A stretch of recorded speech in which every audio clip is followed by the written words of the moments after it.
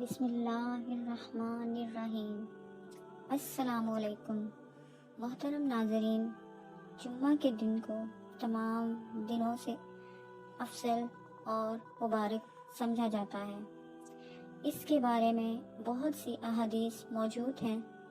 آج میں جمعہ کے دن کی فضیلت کے بارے میں ایک حدیث مبارکہ آپ سب کی خدمت میں پیش کرتی ہوں، جس سے جمعہ کے دن کی فضیلت اور اہمیت واضح ہوتی ہے۔